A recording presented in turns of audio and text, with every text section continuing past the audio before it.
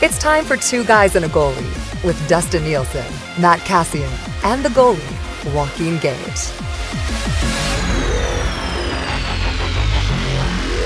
Hello, everyone, and welcome to a Monday episode of Two Guys and a Goalie. It's Nielsen, it's Gager, it's Cass, and it's Hernan Salas with you here. If you're watching on the live stream, remember you can comment whenever you want, and you can chime in on what we're saying. You can ask us questions. We'll give you some answers as well. And if you are watching on the live stream and if you've not yet subscribed to the podcast, search Two Guys and a Goalie podcast wherever you get your podcasts, and do not miss an episode. It's presented to you by Cool Bet Canada. Stay cool, bet responsibly. Fastest payouts in the industry. And Chris Abbott, Canadian manager of Coolbet, joins us on Thursday episodes. All right, lots to get to here. Let's start with Cass. Cass, you got to start sliding that green screen over behind you, and then we can really start to have some fun with it.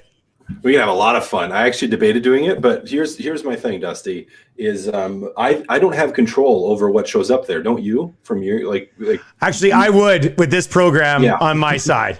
Exactly, which is why I have not slid, in front of the green screen yet, because I feel like we have a decent amount of trust, but I'm not quite there yet. I don't know what I don't know what would end up behind me. So that's fair. Yeah. So maybe sometime you just keep earning that trust, buddy.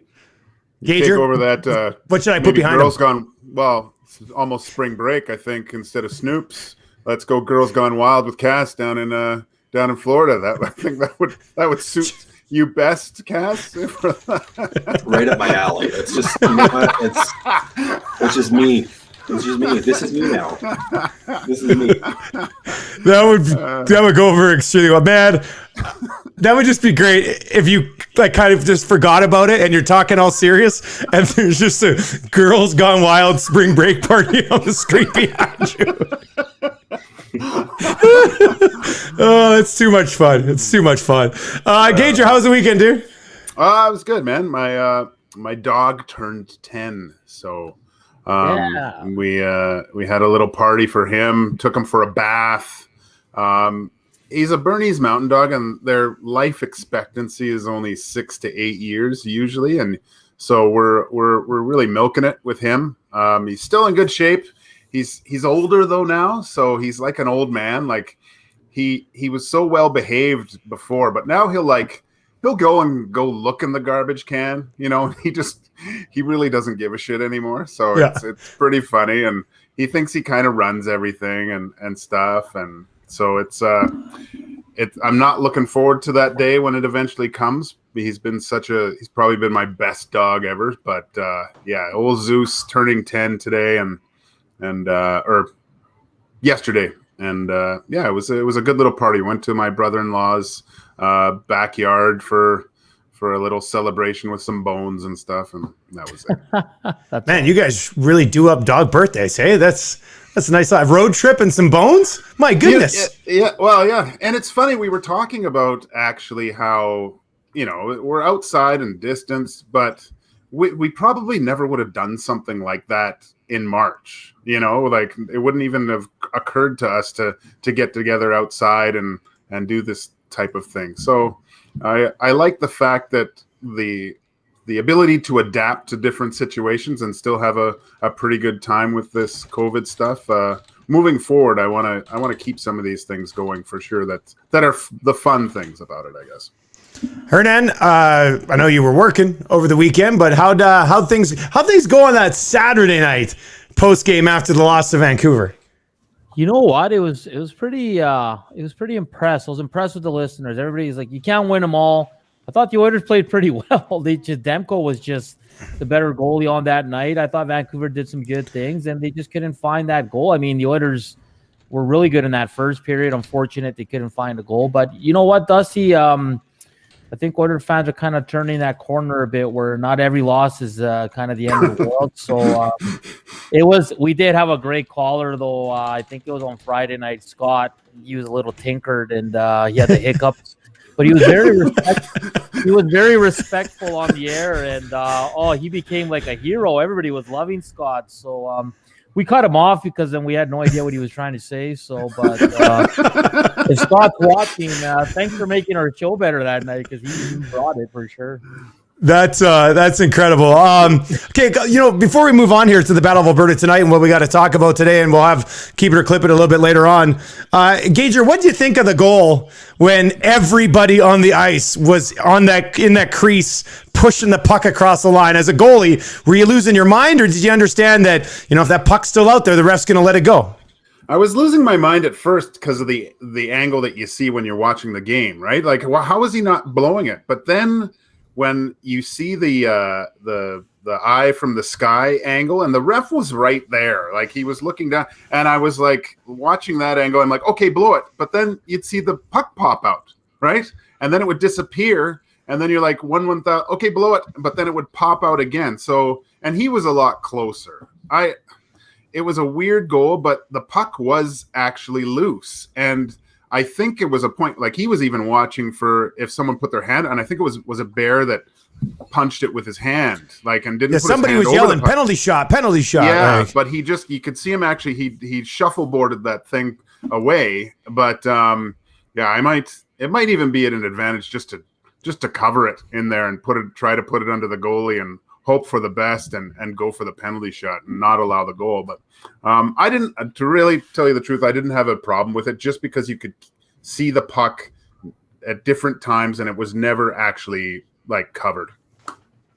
Cass, Demko, very good Saturday night. Oilers had been rolling 4 in a row prior to that.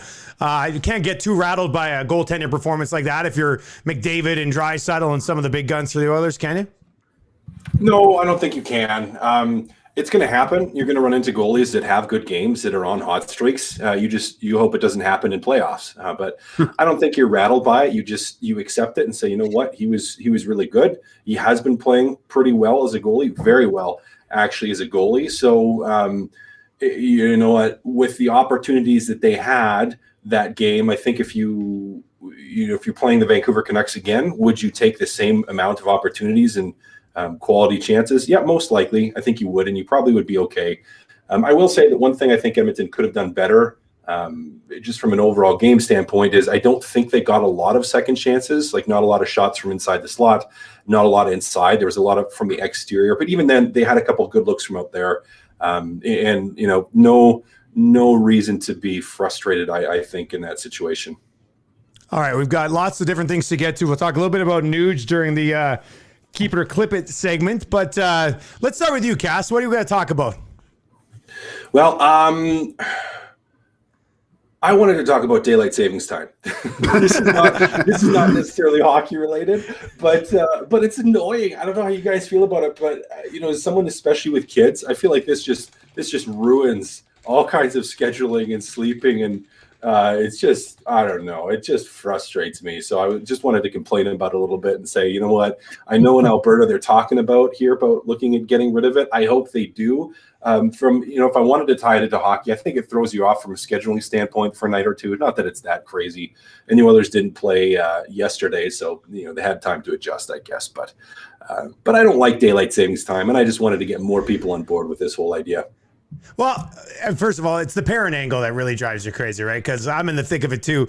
Last night, I come upstairs. I was like to Tammy, it's like, okay, we gotta have supper earlier and we gotta put him to bed earlier. And then I was like, well, no, wait a second. It's actually 7 o'clock, but it's only 6 o'clock in their body clocks. And then this morning she's texting me and she goes, the kids are still sleeping and school's about to start. I hate waking them up. I have to. I was just like, yes, you're right. You have to. It's 7:40 right now, but it's 6. It's so annoying. But Gager, the other spin here on daylight savings time is the actual daylight and, being lighter now and darker. Do you think, as Canadians, we could get used to that switch if we said, leave it the way it is?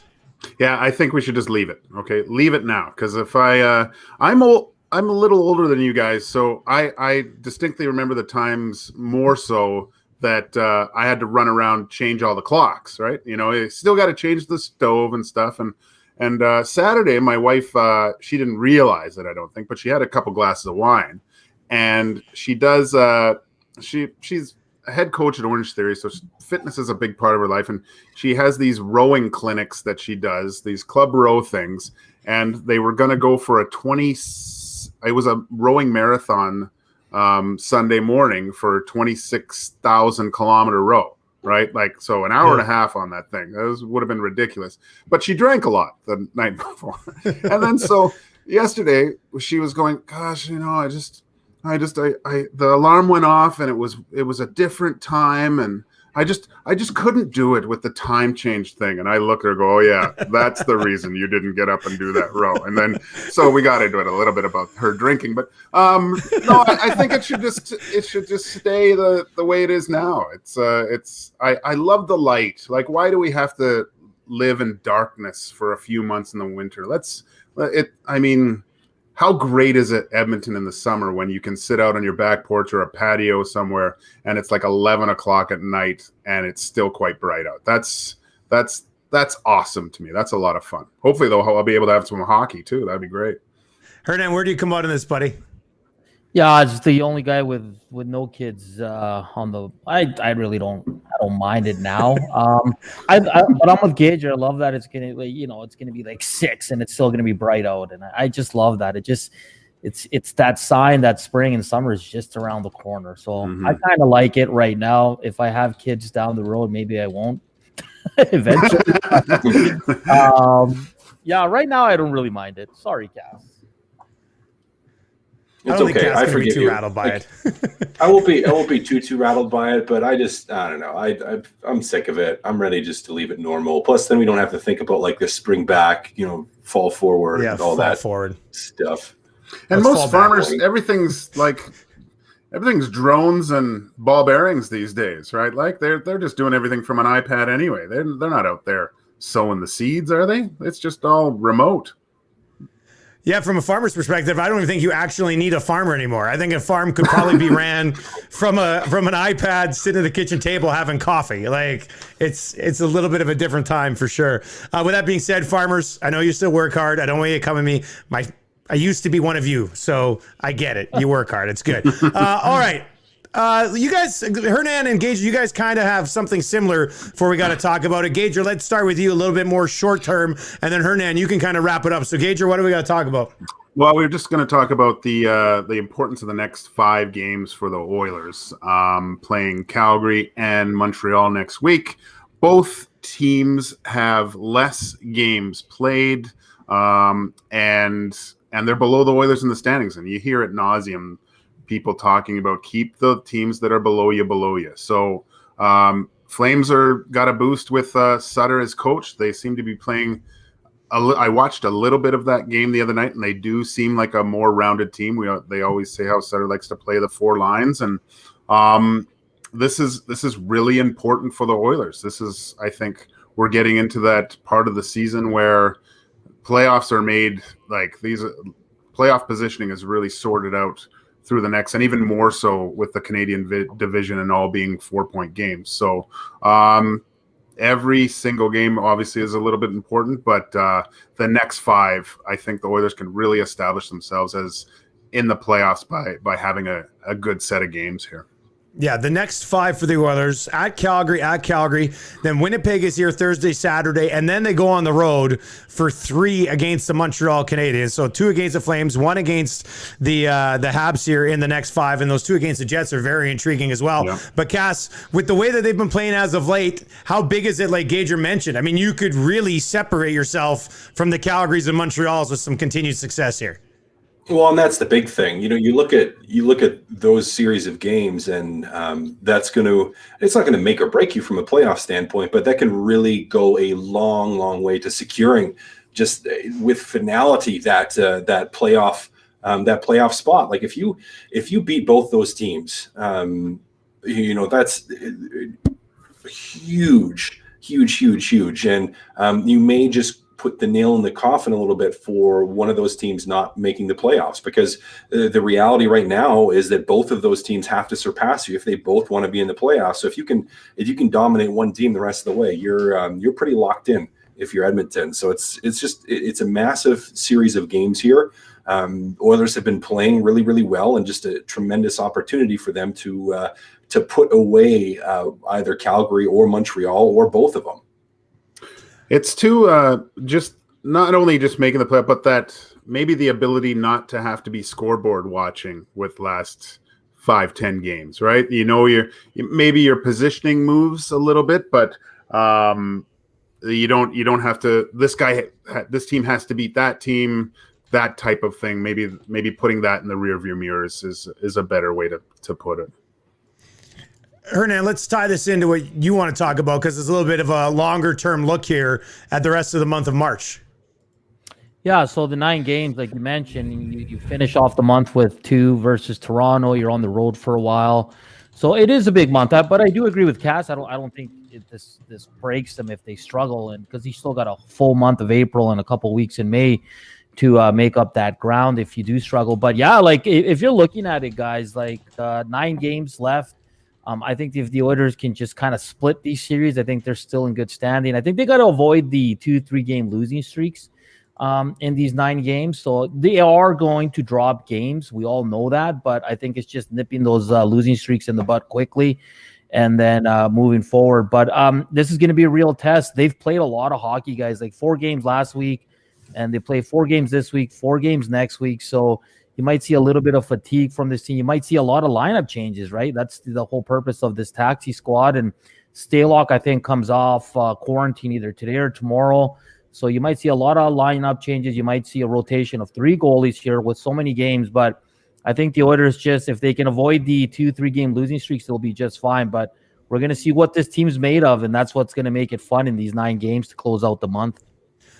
Let's build off just quickly what Hernan said there, Gage, and I want your thoughts on it.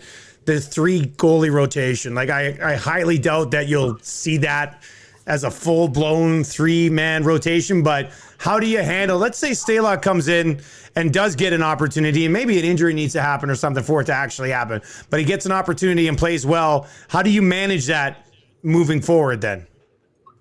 Oh, gosh, if he comes in and plays well, I think I'd like to see him in a couple more, to tell you the truth.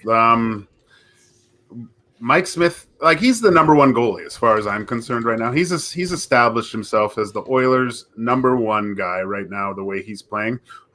Mikko played well last game, made some good saves, but I still find I don't know if it's just me, but I feel a little bit more comfortable when Mike Smith's in net right now compared to Mikko. But I really think with both guys, the age that they are, their track record, you have to get Stalock in there and see what he can do. Because who knows, we could get into that position where he's actually required to come in and play in some important parts of the end of the year, or even in playoffs. So I'm looking forward to seeing him in there. And if he plays well, 3 goalie rotation sucks. It's awful to have it. At practice, you're going in and out. It's a brutal thing. But I just think with the age of these guys, and although Mike Smith's playing quite well, I would still have that nice safety blanket with that 3rd guy. Hernan, do you still think that Stalock is going to be, take over from Koskinen and quite possibly be like a lot more of the rotation guy with Mike Smith? You know what's, I mean, Koskinen was good on Saturday. I mean, I don't really want to be too harsh on him, and I think he's been pretty good in his last 3 outings. So I right now I slightly might be changing my tune, just because I think Tippett's a loyal guy, and these guys have battled hard for his team. They're in a good spot right now, right? They're in 3rd in the North Division, right there with Toronto and Winnipeg. So I think Gager is onto something here. Like, unless one of them completely craps the bed here in their next couple of starts where we get an injury, Stalock might have to wait just a little bit more to maybe get a game in. So at the beginning of the month, I thought for sure just the way Koskinen was playing, but he's really come in and given his team a chance to win here. So he might have to wait a bit now, Stalock, to see if he can get in a few games. I do believe, though, Tippett does want to see him in game action, though. Probably would. I mean, you wouldn't mind seeing what you have there, but it's just, and I think he could take advantage of the opportunity if given it. Just not sure he's going to get that opportunity with them both being healthy. Before we move on, and we'll get to, they got that 2-game set with the Leafs at the end of the month that we can get to later on. I guess we could get to this question on Thursday as well, because it'll be game day against the Jets. But considering what the Jets just did to the Leafs, and we'll get to the Leafs during Keep It or Clip It, so let's save our thoughts on the Leafs for that. Cass, your thoughts on Oilers and Jets and how big that is as far as sending a message to the Oilers just got spanked by the Leafs. The Jets went into Toronto and took 5 of 6, and now these two teams are going to go head to head for a couple. Yeah, it's going to be the new measuring stick. You had the Toronto measuring stick and you got absolutely beat down with it. And now you've got the Winnipeg measuring stick, and you got to see how you do. I don't want to say shocked at how well the Jets are playing, but I did not think their defense was going to be conducive to them winning this year. But they've managed to hold it together. Pionk has been fantastic for them just from a stability standpoint. He's upped his game a lot, and they found ways to be decent enough defensively where their offense, we always knew it was going to be high powered. It just continues to be that. So yeah, it's a new measuring stick for Edmonton going in. Like, if you walk into the games with Winnipeg and you get spanked in those two, just like you got spanked by Toronto, then I think as Edmonton fans, you can sit and say, okay, we really do need to be concerned. Where as of right now, we can still write off those Toronto games and say, Toronto came in, they played really, really well. Edmonton did not execute the way they'd like to, and so they got beat. If you go into Winnipeg and you split those games, then I think you're doing okay. Like, you're sitting okay from a fan standpoint and from a team standpoint. Internally for the Oilers, you say, you know what, like, we're not going to win every single game against Winnipeg, but if we can split this and be in on these games right now, then we're in good shape. But yeah, it'll be the new measuring stick, that's for sure. I'm looking forward to it. I'm looking forward to the Battle of Alberta here with Sutter on board too for the next couple of games. And then you get Winnipeg. Like, this week is going to be great for hockey fans here in Edmonton. I think it's going to be an outstanding week of hockey. All right. We'll wrap up. We got to talk about it with what I think we got to talk about. And Rashad had pretty strong opinion this morning on my show about Bouchard being here, not playing, his continued development. Rashad's point was basically, this guy is going to become a guy, hopefully. You're hoping he becomes a 22-minute-a-night guy who runs a power play for you eventually. And right now, here in Edmonton, you're not getting those options. You send him down, you can't get him back without the quarantine, which is an extremely difficult situation, and you don't want to be in either. You want to play him, but right now, you've got more veteran guys on your power play and Bear at 5-on-5, so that's not going to work. You could go 11-7, I guess, to get him in, but they've gone away from that as of late. Hernan, let's start with you here, buddy. How do you think they've been handling Bouchard right now? I don't think you just send him away and down to Bakersfield for the rest of the year, so what are you supposed to do in this situation? Yeah, it's hard because where's that balance of letting this guy play and he's a young guy and but also playing your best lineup to give you the chance to win. And I know Dave Tippett talked about it where it's difficult with the quarantine and they can't just go up and down through the minors anymore. So I mean they can, but quarantine and all that. So listen, it's tough because you're gonna want to play Russell ahead of him because he's a vet. Caleb Jones has played a little bit better since playing more regularly, I guess, but I still think it's fine. He's still with the big team. He's getting good practices, and he's going to get in some games here, guys, especially with the amount of games they're playing. So I don't know if it's hampering too much right now. I mean, he wasn't going to get power play time regardless if he was an everyday guy because Barry and Nurse are kind of the top two there. He doesn't kill penalties, so I mean, if you can get him in games here and there, I think it's okay. So. Yeah, it's difficult though, because like I said, that balance of wanting to play your best lineup, but also getting your young guys that experience and letting them play through some ups and downs as well. So for now, I don't mind it, Dusty. I don't think sending him to Bakersfield, he's gonna.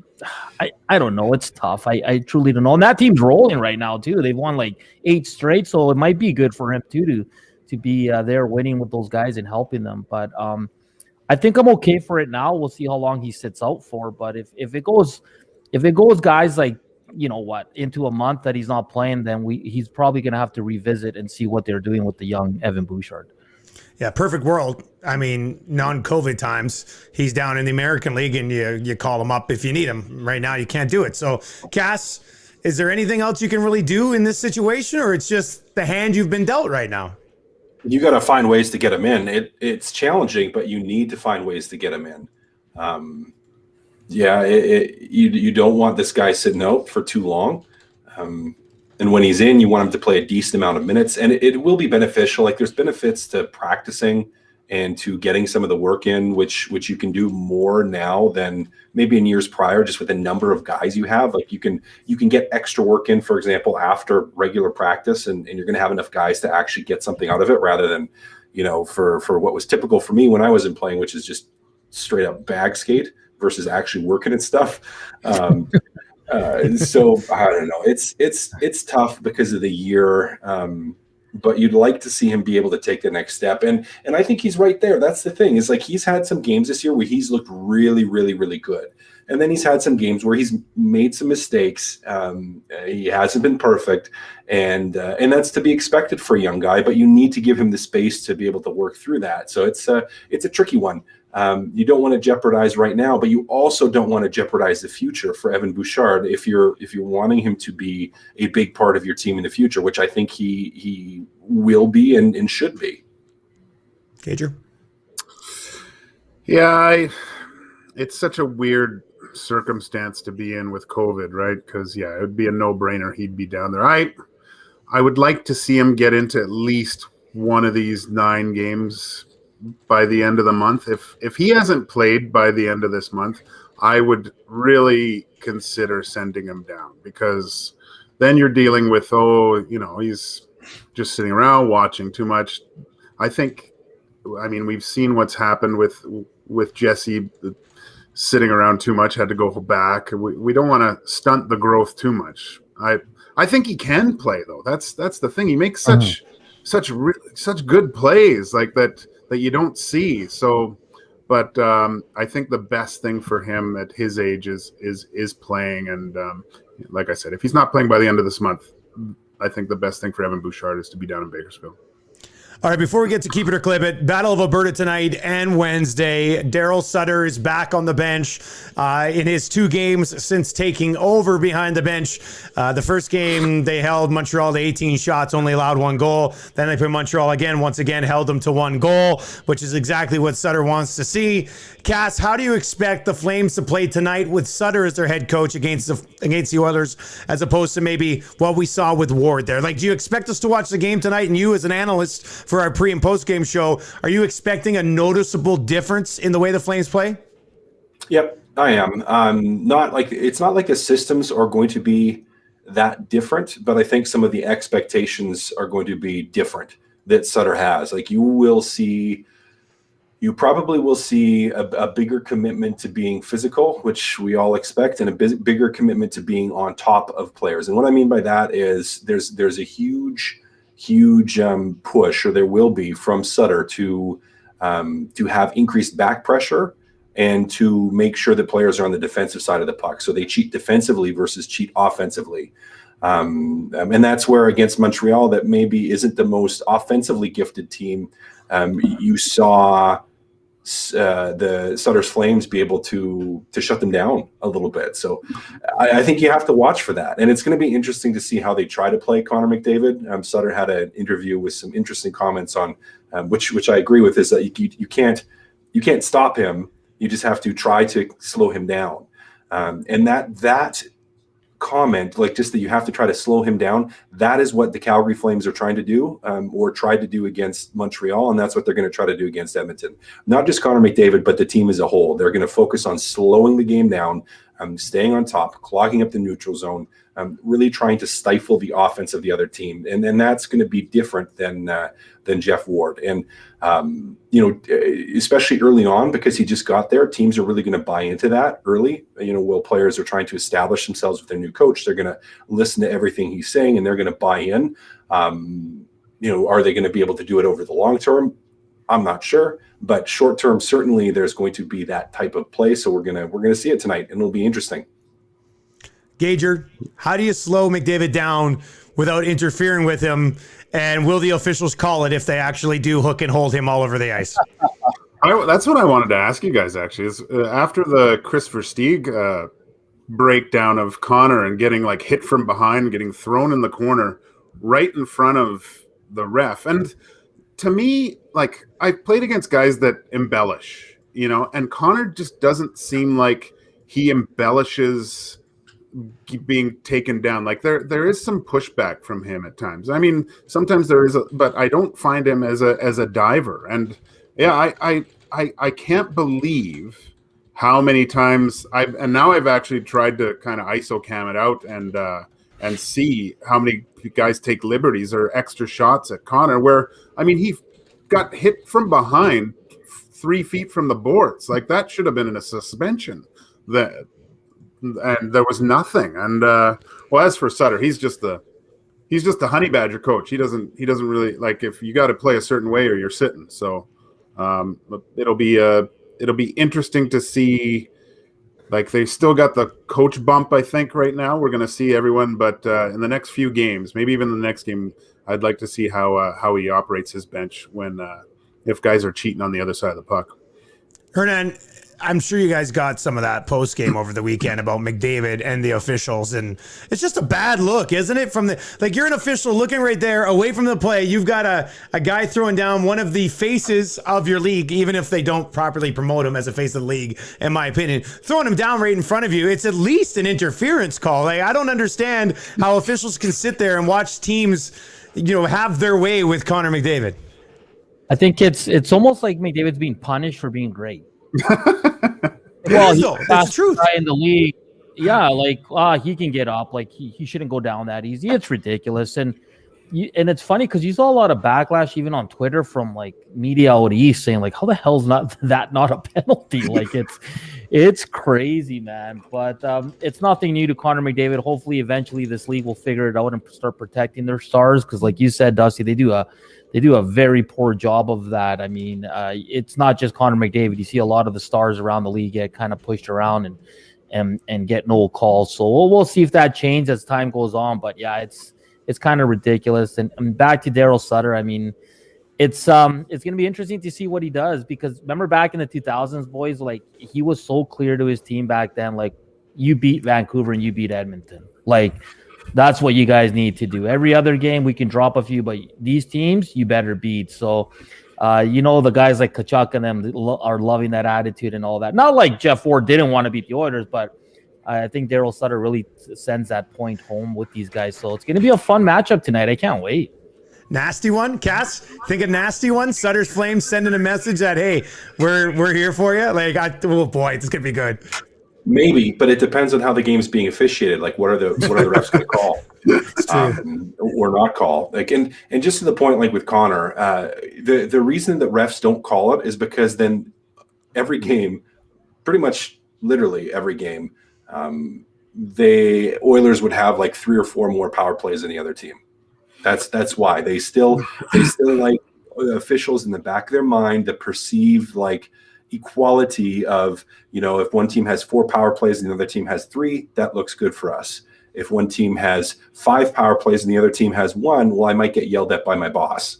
Like that's the like, and by the fans, people are going to be upset because it was lopsided power plays for one team more than the other. Like that's the mentality, and it's the wrong mentality, I think, especially with players like Connor McDavid, who could draw easily an additional 2 to 3 penalties a game based on what happens. But yeah, it's just overall, it's unfortunate. Like, and the one the other night was just like a glaring example. Like that was one that everybody sees. But if you really watch, there could be an additional 3 or 4 calls against other players a game on Connor.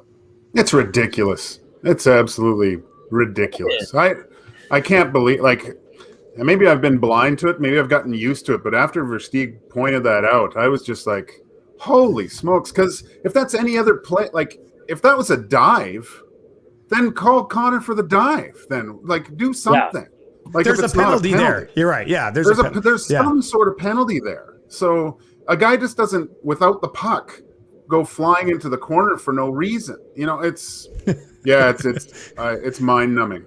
And you saw McDavid at the end of the game lay a big hit because you can tell it was more like the refs, like, screw you guys. You guys missed this. So I'm going to start taking matters into my own hands because that was a solid hit he laid. I don't know. He's been getting a little nasty lately. I've seen him dishing out some extra shots at some guys. So good for him. That's an old man grumpiness I see from Connor. It's good to see. Connor McDavid, It's like when Sam Bennett dropping the mitts tonight. No, don't do that. Don't do that. All right, let's get to Keep It or Clip It. If you're watching on the live stream, please subscribe to the podcast. Just search Two Guys and a Goalie on all your podcasting platforms. And if you want to get into sports wagering, if you're not yet signed up for an account at Coolbet, go to coolbet.com. When you register, use the promo code 2GUYS with the number 2, just 2 guys, and you get a 100% deposit bonus on your initial deposit up to $200. I did the rare thing over the weekend and withdrew money from Coolbet. I'd had a couple of good days, and I had a pretty good chunk in my account, and part of me was like, I'm going to let it all ride on Leon Draisaitl plus 1.5 points against the Canucks. Thank God I didn't, because he should have had 2 points. He was robbed a bunch, but I did the responsible thing and withdrew some money. So that was, and it was quick. So that's nice too. All right, let's get into it here, boys. The Nuge. What was the tweet from Rashad today, Hernan? They're going back and forth. 6 to 6.5 is where they were when contracts broke off, essentially. So Here's your question, guys. If you were Ryan Nugent-Hopkins, you would accept a 5-year deal for $6.25 million to stay with the Oilers. Keep or clip it? Keep it. Horses cost money, man. You watch Yellowstone; those things cost a fortune. You need some money there. That's like 2 horses. I'll keep it too. I think that the term is nice, and I think the money's just right there. So Hernan likes that one, and the Nuge should like that as well. So I'll keep it. Ooh. What's tough for me is I think he could get a little bit more on the open market. Really? I think he gets closer to 7 on the open market for a guy that can play wing, that can play center. On your second line, lead that second line, pretty good defensively. He probably on a 5-year deal, you're looking closer to 7 for him right now. So it's tough for me because you take a little bit less. You're going to stay with Connor, and but you're staying in a city that you like. I'm going to keep it because I think but he might get a little bit more at 6.25. I think that's a great starting point. I'm going to clip it. I think he's got to get. I know it's not a huge difference, but he's got to get 6.5. If I'm Ryan Nugent-Hopkins, I wouldn't accept under 6.5 to 6.75. If you're Edmonton, I don't know if Edmonton can afford that, like a 6.75, but I think that's probably what he's worth, especially in an open market. If they're sitting here and they're going back and forth between 6 and 6.5, Hernan, something gets done, doesn't it? Like, you're not going to let somebody as versatile as Nuge goes. And I know his 5-on-5 production hasn't been what you want it to be this year. But for a guy who gives you the ability to play Draisaitl with McDavid and can play with both of those guys, even if the coach doesn't want to play him with one of them for some reason, and can penalty kill for you, and actually looks pretty comfortable. He's by far the guy who looks the most comfortable on the power play with those two guys. Like, he gets it. He thinks at that level. You're not going to miss out on this over $250K, are you? I don't think so, no. And listen, we all like Nuge, and but I don't. I've said it before. I don't think you break the bank, and I think the price point you're at, Dusty's perfect for him. It's a bit of a raise. He is older. He's going to be well into his 30s if it's a long-term deal. So, I mean, I don't think they will. But again, Cass makes a good point. Like, what if Nuge says, "Hey, I want to try the open market"? Like, you never know, right? Like, you truly don't. So it's good that they're talking, but it's going to be around that range. I think. I don't think he'll be close to 7 if it's with the Oilers. 5 years, 6.25. It's 31.25. Gager, you're right. That's like 16 horses if he really wants to dive into it. All right. Nuge horse money. Episode 125 of Two Guys and a Goalie. All right. Question number 2. The Toronto Maple Leafs need to make a trade, as everybody's calling for on Twitter. Keep it or clip it. 1-5 in their last 6. Clip it. Teams go through slumps. They'll be fine. Our buddy Austin's wrist has been bothering him a little bit. I don't know if you guys saw that. So, he still going to score 60. Just needs to get healthy again here, and he's going to go on a crazy pace. So, They'll be fine. They're gonna don't blow it up. Like, don't need to do anything with Freddie Anderson. I think I saw someone tweet something about how they should trade Freddie Anderson and like get more goaltending, and I was just like, anyways, I don't think they need to really do anything major here. They shouldn't be. They're going through a slump. I'm with Cass. You look at the Oilers, the way they started, and then those 3 games against Toronto where they scored 1 goal, and the panic was crazy here in Edmonton as well. Like, they're a good team, man, and they're gonna get some bodies back as well. Wayne Simmons is gonna help that team as well, and Freddie Anderson's just fine. And keep in mind, guys, Winnipeg's a hell of a team, man. There's no shame in losing to them. So I don't think they need to make any moves. Yeah, well, it's funny because I remember when Chris Abbott was saying how Freddie Anderson is so hated in Toronto still, and being one of the, in my opinion, one of the best goalies in the league. That's just asinine to get rid of. I mean, we'll take him, I guess, if they go for Freddie. Yeah, let's do it. Sounds pretty good, but no, that's I think, like Cass said, the Oilers went through a slump.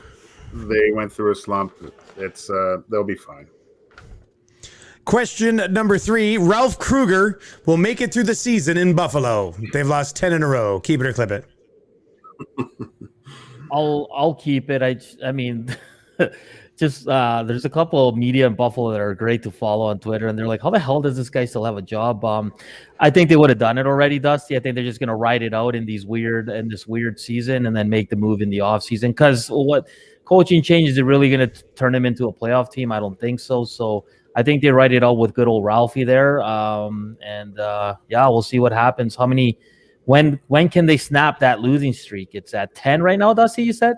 10. And they're in Washington. They're in Washington tonight. They have murdered my hockey pool. Murdered it. The Eichel Hall stack? I had the Eichel Hall stack in my pool, and I just got absolutely murdered. Like, for about a week, I was good. I was in real good shape. I think I was second, and then I just I'm done. I think he makes it through the season. I'm going to agree with Hernan, and then gets fired via Skype or Zoom. 2 for 2 in the off season. Yeah, I remember when I was very optimistic about Hull and Eichel together when at the beginning of the year. I actually said some good things, but yeah, we saw how that went. That must kill you as an anti-Hall guy to be wrong when supporting him. Yeah, I know it was awful. So, but I'm with Cass. I think Kruger's with Shaw, so they got sold. So his internet's going to be down. He'll be there for the rest of the year, and he'll have to sign up with Rogers eventually to get his pink slip. All right, final question, boys. This isn't probably a stretch, but it is just past the midway point of the season, so stranger things have happened. But the Leafs, Jets, and Oilers are all locks for the playoffs. Keep it or clip it.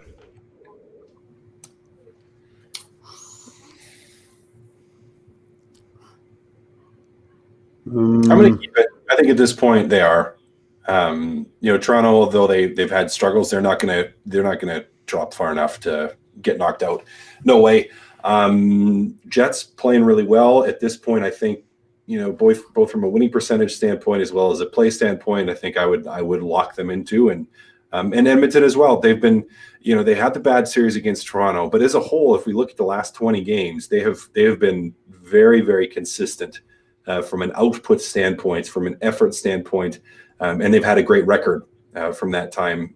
Really, from after the first chunk of games when we were all panicking, they've been really good. So I think they're a lock too. So I'm going to keep it. Those 3 teams all make the playoffs. I'm going to, as of right now, I'm going to clip it. I think too much depends on the rest of this month. I'll ask me that in a couple of weeks, Dusty. Okay. Yeah, I'll clip it too. I just don't want to jinx it, right, guys? I'll clip it for now. I do think these next 9 games are huge for the Edmonton Oilers. They have been playing some good hockey. like one of these three teams would have to go on an absolute collapse here to kind of fall out. So, but I'll clip it for now, just to the hockey world doesn't get mad at the Edmonton Oilers, the hockey gods. That's the last thing you want. Yeah, we're blaming you, Hernan. We're blaming you. All right, so that's going to do it for another episode here of Two Guys and a Goalie. Cass, I can't wait for you to tell us about you-know-what on Thursday. I'm really looking forward to that. That's going to be a great story. You can't even say anything. It's classic. All right. Boys, we got 2 battles of Alberta. Then we'll be back on Thursday to set up the Oilers and the Jets, which should be a huge game as well. Let's go around the horn here with predictions for the next 2 games against the Calgary Flames. You can give me a win and a loss, a loss and a loss, some player predictions, some penalties, whatever. Gager, go first. I am going to say that it's a tight-fought game tonight. Unfortunately, I think the Flames are going to win this one, 3-2. But then the Oilers come back and spank them on the back end, 5-1 on the next one. Connor and Leon will go nuts. I'll go. I think the Oilers get 3 points. I think they win one. I think they win tonight, and I think they drop one in overtime on Wednesday. Hernan, you stole my answer. Sorry. No, it's okay. It's you know what, we're thinking alike. It's good. I was going to say they go 1-0-1. Except I was going to flip it. I was going to say OT loss in a tight one today, and then the Oilers win. Not an easy game. I think it'll still be a fairly tight one, but they win with a bigger spread on Wednesday. Oh, and a Mike Smith Markstrom tilt. I'm going to throw that in. Oh, there we go. Earn your keep, Markstrom. Earn your keep. All right, that's going to do it for another episode of Two Guys and a Goalie, episode 125. If you've been watching on the live stream, we appreciate it. It's brought to you by Coolbet Canada. Visit them at coolbet.com. We will be back with another episode on Thursday for Gager and Hernan and Cassian. I'm Nielsen. Boys, have a good couple of days. Talk to you later in the week.